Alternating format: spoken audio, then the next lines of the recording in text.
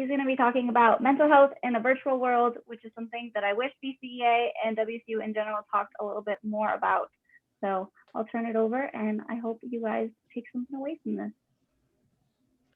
Hello, everyone. My name is Matthias McFarlane. Like Grace said, I'm one of her coworkers for VCA as a tutor here at the Wayland College of Engineering Architecture at Washington State University.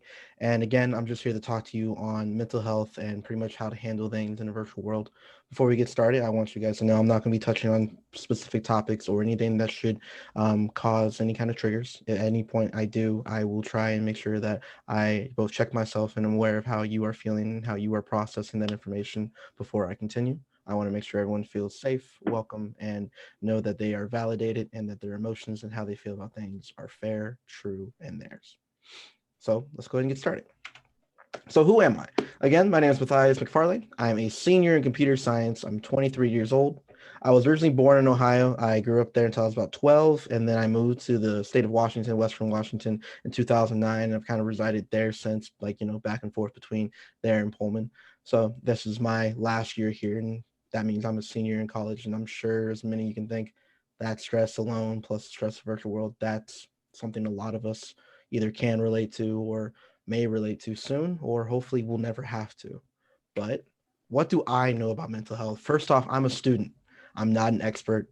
I'm not majoring in psychology. I'm not majoring in health professions. I am merely a student that has been lost myself.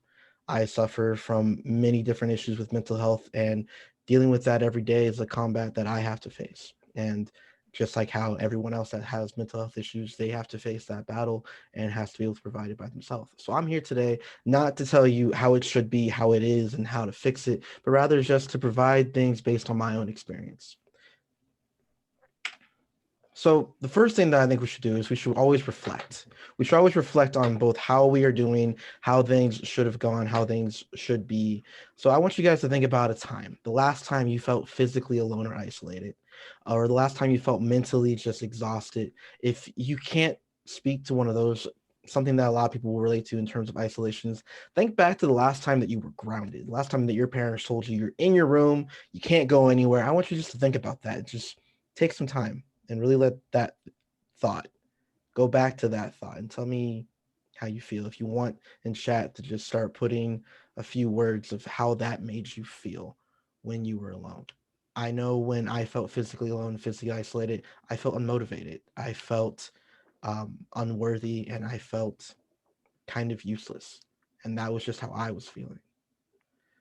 All right.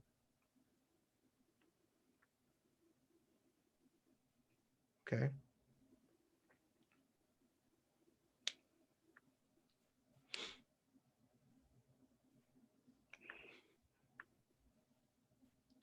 All right, so I'm seeing some responses coming through in chat. Some of you are saying empty, helpless. Someone said movie night. Suffering. That's a good one. So I'm just going to go ahead and go in order and based on how I receive them. Empty. I can completely understand the feeling of emptiness. It's this idea of you just someone's taking the wind out of your sails. That's what helping you move forward, right? And you kind of feel like there is no way of moving forward now because there's nothing left in you to help you take that step forward. Other people are saying helpless.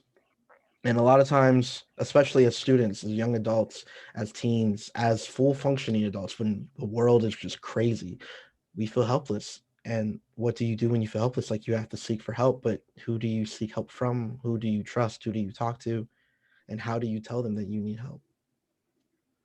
Um, some of us are talking about suffering, and suffering is something that is very real because a lot of times when we start going through cycles or even just an instance, it's painful, it hurts, and a lot of times we feel like that the only way to get through it is to ignore it, or the only way to deal with it is to let it be, and that leads to suffering. And we shouldn't feel like that we're ever in a state where we are just that and suffering, because then we feel like we're empty, we feel like we're helpless. So those are good. If anybody else has any more, feel free to keep adding them in chat. I'm gonna go ahead and keep moving forward. So after we reflect, we need to be able to be aware of ourselves. We need to be open. We need to be honest. So this is a first for all of us, for our parents, for some of us, our grandparents, for us, this is a first. We are in a virtual world strictly. A lot of times we don't get to see our friends. Grace and I are coworkers, and we don't even get to be in the same room with each other anymore. A lot of you are members of this club, and when was the last time you had a chance to go to the IEEE lounge or the IEEE office and just pick up a snack or just simply vent about how terrible a class is? Sometimes venting is one of the best things in the world, and sometimes it feels like you can't vent over a virtual environment. So for a lot of us, we're not seeing what college should be. And what college should be, we aren't seeing today, and we're not going to see it tomorrow. And coming to terms with that is one of the most infuriating things to try and deal with. This is not what we expected college to be. For some of us, this is our first year. For some of us, this is our last year. For some of us, we're just in the middle and we're just trying to navigate, how do we take in education? How are we supposed to feel like we know what we're doing? For those of you that are freshmen, um, the two most exciting times in your life is your two most exciting times in your college career is your first year of college and your last year of college. And for many of us, we're not going to get to have what we think that is and what that should be. So as a student, as me individually, I'm angry, I'm upset, I'm frustrated. And to be honest, I'm a little choked up. I'm a little choked up on how I actually feel. And all of those are fine. Like, it's okay to be angry. It's okay to be upset, frustrated, um, lost. If you don't really know how you're feeling, that's okay, because this is unprecedented times. And we are still learning as we go how to really navigate those waters. So if you guys want, chat's still open. If there was something that you were looking forward to, that COVID-19, this pandemic, this lockdown, that it took away from you, go ahead and talk about that. I know for me personally, I'm the kind of person that likes to go to concerts and festivals and stuff like that. Those have all been postponed and canceled. I wanted to walk in my own college graduation, and that's most likely not going to get to happen. Like, that makes me upset. That makes me angry. It has me kind of infuriated. My siblings won't get to see me walk. My parents won't get to see me walk. Like, that means a lot to me, and that's taken away. But for some, it's not being able to see your grandparents, not being able to hug your mom because she might work in the healthcare profession. So if there's something that you were looking forward to, just put it in chat. The whole point of this talk tonight is to make sure that we all feel like we're not alone in what we're going through. We're not alone in this struggle. We're not alone in this suffering. We're not alone in this pain. So this is a space where you're free to say something that's you're missing. So someone said, I miss going to WSU events in person. I completely understand that. This, I think, would be way more powerful, way more effective if I was having in a room where I could see all of you, you could see all me, and we could read body language. We could have a conversation, and it might not feel that way. Not meeting my baby cousin. I understand that too. Family is very important to some of us. It might not be to others, but for some of us, our family is our biggest support system. And meeting that new member of the family for the first time, like, that means a lot. Being able to live on my own and be social, that is hitting the nail on the head. A lot of times, a lot of us feel alone because we just don't have a social environment to go to. How do you socialize in a virtual world? How do you tell your parents, for example, hey, I can't do that right now, I'm in class. Hey, I can't do that right now, I'm working on homework. How do you relay to them that this is still college, I'm at home, but I'm still doing school? Being involved at campus, my dad spends most of the time working. Having just issues with family just not being there. That's all things that, quite frankly, we weren't equipped to handle and we shouldn't have to handle. And now we're being asked to carry a lot more than we had to in the past. So this is all a first. This is a first for many. And it's just something that we weren't really prepared to see or deal with. Um, so first thing we need to do is we just simply need to accept things the way they are. This isn't fair. This isn't fun. This isn't what we were expecting. And this isn't definitely not what any of us wanted. And it sucks. It, for lack of a better word, it just sucks. One of the things that we do for an exercise or work for dealing with how we're doing is we talk about a story of how something went wrong in our week. So, example for me, I had a project due last night at midnight, and everything that could have gone wrong with coding just went wrong. Um, because we weren't given proper instructions, the Zoom recordings weren't posted to the internet, and these were things that just we shouldn't have had to deal with. If we were in person, we would have had the notes. If we were in person, we would have had the information given to us, and the professor would make sure to send out emails and just to follow up. And all these things fell short. And what you're supposed to take this instance of where things went wrong, and you're supposed to look at how did you handle it. It was a group project. So my partner and I we were both very frustrated. At one point in time, I was frustrated with him. At another point in time, he was frustrated with me. And we both had to come to terms that our frustration wasn't because either one of us did something wrong, but rather just this is a time where a lot of things just aren't going the way that we expected or wanted to see. And having to accept that, having to understand that, having to understand his point of view as opposed to my point of view, um, it, it's not easy. And having to just simply accept that this is one of those things that are going to go wrong when we have to move forward from it. Looking at it now, I had no reason to be upset with him. I was just as lost as he was. I'm sure he feels the same way about how he handled things with me. Like we literally hung out right after the words just to be like, all right, here's what went wrong here. What can we do next time? So we're both very much aware of it. We reflected on it. We talked about it. And talking about things is one of the things that we need to do the most is because people aren't meant to read our minds. They're not meant to know how we're feeling. They're not meant to process our reactions and just know how to respond. Um, so what can we do?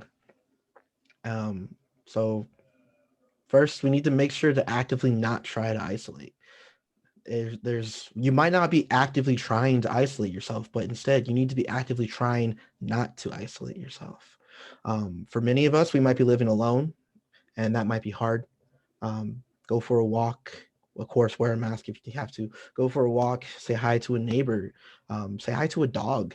Dogs will love to be told hi. Like you see them light up the same way a dog lights up when they are just greeted by a stranger.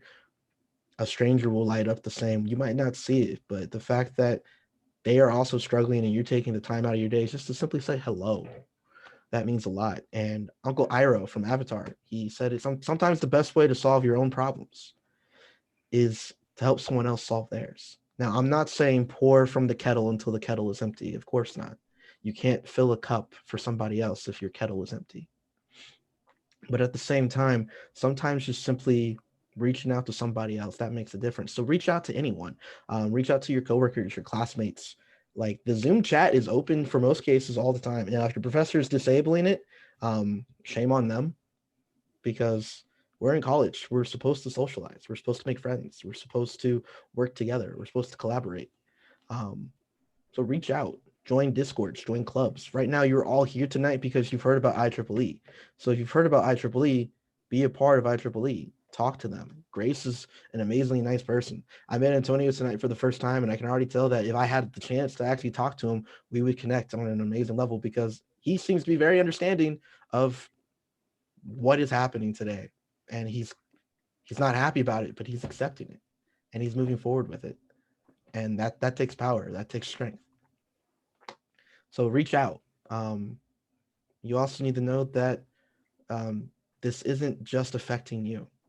So a lot of us will feel alone, but this isn't just happening to us.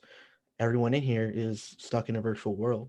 Everyone who's in here who knew about this talk tonight came with the expectation of hearing about how to handle mental health in a virtual world, meaning they thought they would gain at least something from that. So the next thing is we just simply need to be honest. You need to be honest with yourself. You need to be honest with others. If you're not doing okay, that's okay. It's okay not to be okay. And I know that's corny. I know that's probably been said probably more times than a lot of us would care to hear. But the simple fact is it's true. I'm not doing okay. I need to come to terms with that. And that's okay not to be okay, but it's not okay to allow yourself to stay in the position where you do not feel okay. It's going to be a challenge. Admitting that we're not okay to ourselves is important because it means that we took time to reflect on how we're doing. And a lot of times, a lot of these issues can be solved not by anyone else, but only by us. And it all starts with reflection. You shouldn't have to water down your own emotions. If you're angry, be angry. If you're upset, be upset. If you are fearful or feeling empty, accept that. Analyze, why do you feel empty? Why do you feel fearful? And talk about it. And if you don't want to talk about it, then think about it. But don't let yourself get stuck in your own head, because then that only leads to you feeling more alone. Again, we need to try to actively not isolate ourselves from people. Along with that, we need to be open. So if Charlie sends you a message just simply asking how you're doing, don't ignore those messages. Don't let somebody who's reaching out to you be completely left ignored, because they might be reaching out to you because they need you, or they might be reaching out to you because they simply want to make sure that you are okay. And if you're not, share what you need to share. So if Charlie's the kind of person that you trust and you know that you can talk to him about whatever is happening in your life, tell him what you need to tell him. But if there's certain things that you think you need to deal with on your own, or just better left unsaid, you need to be aware of that and you need to reflect on that. But at the end of the day, we should be able to be open. Be open to conversations with people about mental health. Be open with conversations about how life has been treating you. If life has been kicking you left and right and twice on Sunday, then by all means tell Charlie it's I've just been really down. Um, Andy's just been signing so many programming assignments, like I can't keep up. He's his office hours are just so chaotic. I don't know what I'm doing. If that's what it takes, then that's what it takes. And if that person's not understanding, well, there's other resources out there that are. And we're going to talk about those a little bit later. But another one of the things that I think is a great resource, many of you probably heard this before, it's the ratio of 50-10. For every 50 minutes of work, you 10 minutes of break. And this is like a minimum. And you're free to adjust this how you please. For example, I stack my breaks. I'm the kind of person that likes to power through things. Sometimes I can't, and sometimes I need to take a break. But I like to power through. And for every 50 minutes of work, so I'll go, I don't know, 150 minutes. That means I get 30 minutes where I can do whatever I want. I'll go make myself a nice meal. I'll go get ice cream. I'll just sit in front of the window and just simply look at the sun for a bit, because if for some reason the sun just feels like this thing that's been taken away from me, like I was a kid that's been put in timeout and I don't get to go play with my toys anymore, and the sun is like the biggest toy in the world right now. Um, and make those breaks a true break. So a lot of times when we take breaks, we take a break and then we sit there thinking, okay, how can I go back and address this problem I was having? How can I fix that issue that I was having? How can I answer this question in a more efficient way? How can I get a hold of my professor? Don't let those issues stay in your break. Those are part of your work time. So when you take a break, change your environment. Go sit in front of a window, go sit outside, go sit on the couch instead of at your desk. Just get up, move, and just don't let yourself be stuck in one location, because when you are physically stuck in one location, you mentally stay stuck in one location. So get up, move around, stretch, be a human. One of the other things that I think is really important is lighting. Right now, I'm using artificial lighting just so you guys can see me, but vitamin D is a natural antidepressant. Taking vitamin D supplements is great, but nothing is better than simply just letting your body soak up the rays of the sun. Vitamin D is beneficial in so many ways, and one of the most important ways is it helps you feel happy. It releases oxytocin.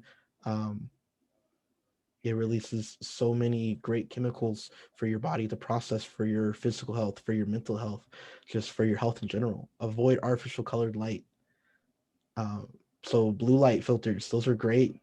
Red light filters, those are great. Avoid artificial light, because you're changing your brain to first off believe that it's a certain time of day when it's not. Avoid artificial light. Open those windows. Again, the sun is the toy that's been taken away from us, the outdoors been taken away from us. Let the birds make noise, let your neighbors be annoying, because then it at least gives you some kind of sense that you're not alone in this world. A lot of times, a lot of us will sit at our desk in our room that is four walls, and we'll feel like we're going stir crazy because we've been stuck at this location with four walls around us, with the only thing to listen to is some kid that thinks he knows more about my mental health than I know about my mental health, like right now. So open those windows, take in some sun, take in some sounds, take in some air, and just remember that there's a lot more out there than what's in here. Another thing that I think is do what makes you smile. For me, I know I like to write poetry. I like to write music. I like to perform music. Um, those are just some things that I do that make me smile. If I write a poem, even if it's a poem about how sad I am on that day, I'll put it away and I'll come back to it, and it will make me smile because at least I'm not there anymore. Um, Maybe it's listening to music. Maybe it's playing a video game. Someone said movie night. Watch a movie. Watch a movie with friends. Zoom is a is a great resource that we have been given, but at the same time, it's not the same as in person. But that means only one of you has to have Netflix for you guys to watch movies together on Netflix. That's a rather great resource. So just do something that makes you smile, whatever it is, and smile for no reason if you have to. But just find a reason to make yourself smile. And if you have the time, smile and take a look in the mirror. And I think you'll appreciate what you see when you smile a lot more than what you see when you stare at the screen.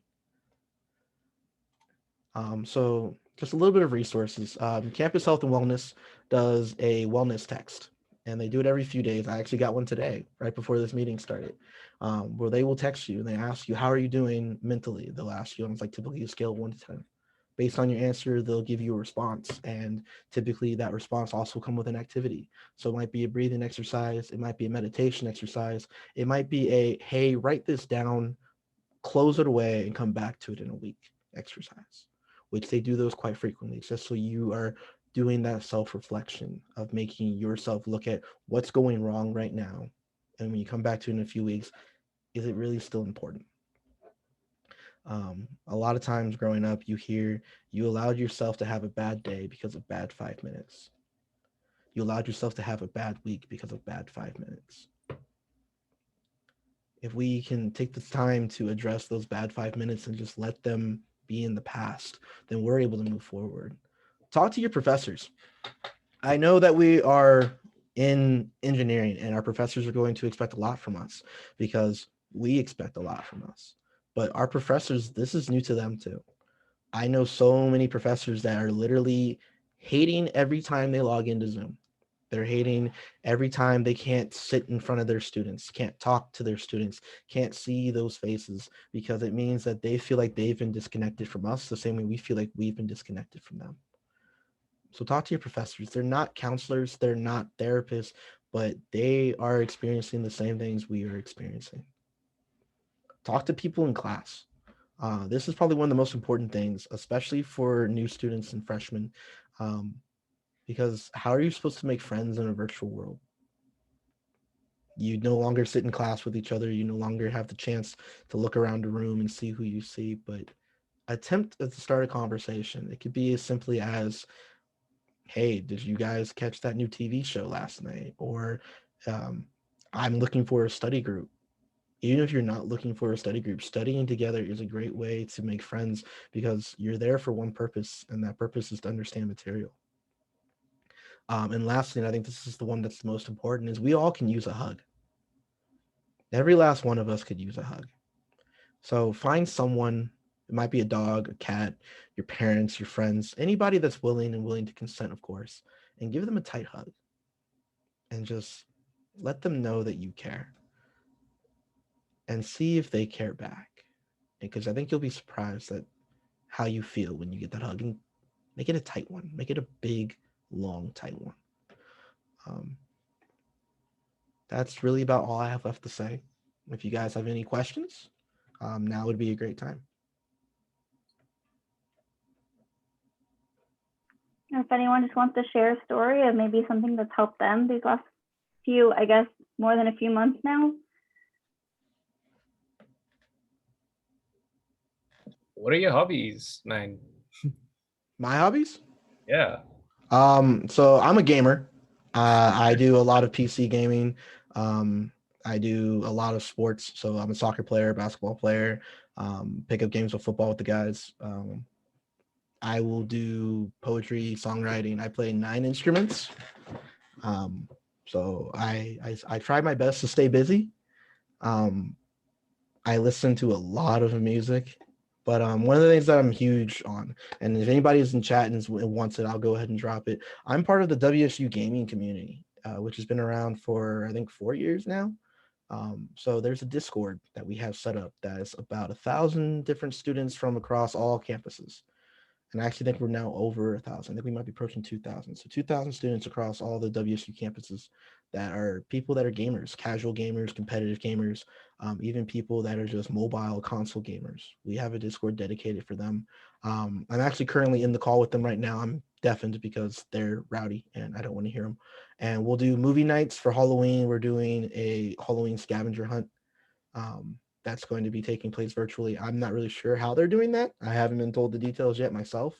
Um, they make it a habit to ensure that we do events every month for whatever's happening that month, just to make sure that students feel engaged. And that's probably one of the best resources that I've had since going virtual is having the ability to go into a channel and just talk to people from other gaming community people. So I've made a lot of friends through that. I've brought in a lot of friends into that community as well, just because, I mean, if you like the game, even if it's not the same game as someone else, even if it's a single player game, we sit in there, we'll play Cards Against Humanity, Jackbox, just anything to create a kind of social atmosphere. And if you guys want, I can go ahead and, with Grace's permission, of course, uh, drop the Discord link in there for everyone as well. That's great. Thank you.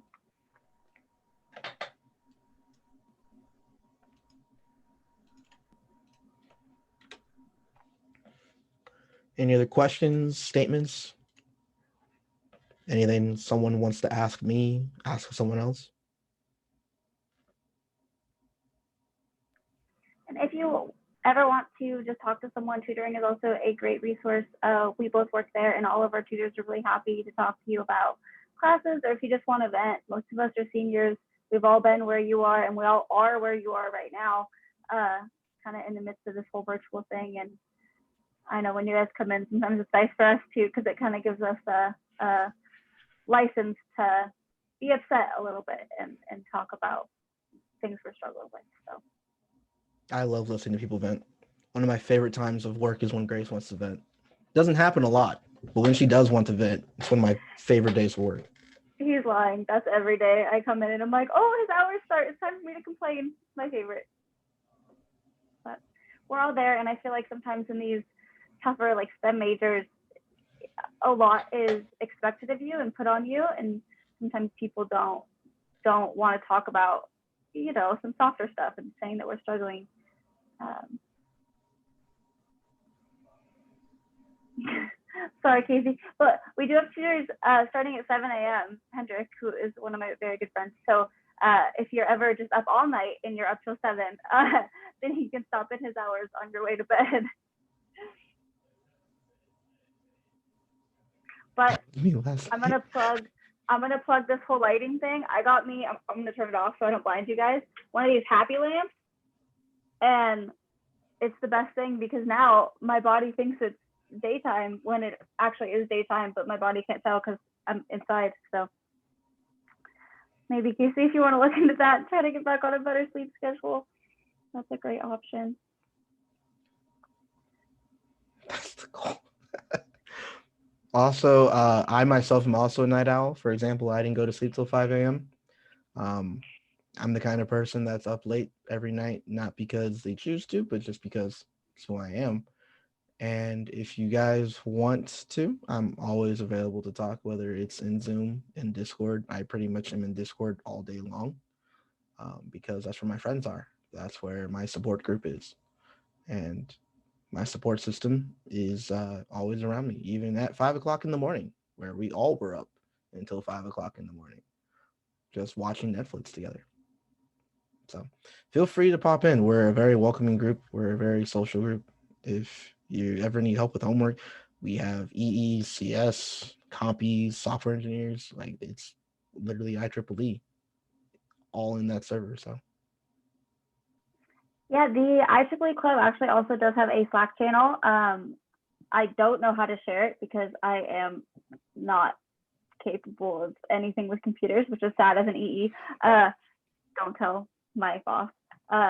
But if you want to send an email, I will send the WSU IEEE email in the chat just one more time, and you're welcome to email us if you'd like to join. It's just one more place where you can stay connected and kind of feel like you're part of something, because you are, even if you might not feel like it right now. So. Yes, please join, guys. It is super important. I mean, yeah. Speaking from experience, I'm a new guy, but yet I still feel welcome on this club.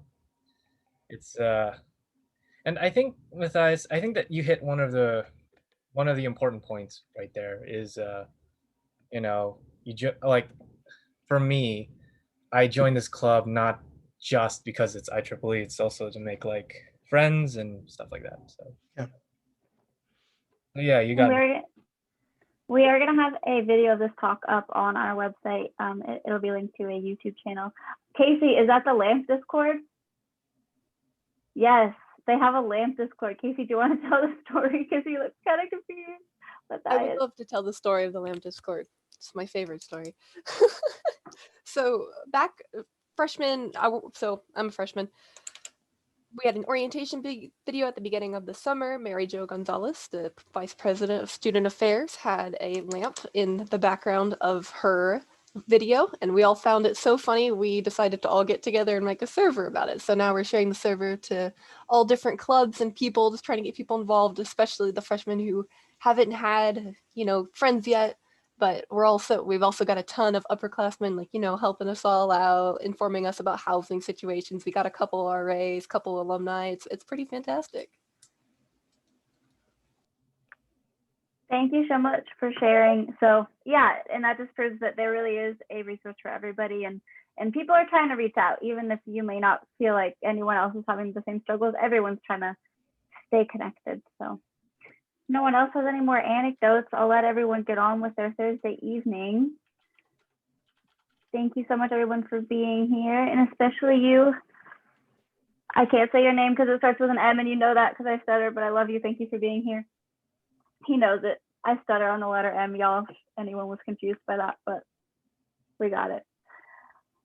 All right, everyone have a great Thursday, Friday, and happy Halloween. Stay safe. Please don't get COVID just because you want to go trick-or-treating. It's not worth it. Stay safe and stay spooky. Yeah. Yes, stay spooky. All right, thanks, everybody. And don't forget to join us tomorrow. We are going to be raffling off the 3D printer, the headset, and the keyboard. You need to be present to win. And then all of you who have been to all 5 talks will be getting your Amazon gift cards sent to your email. So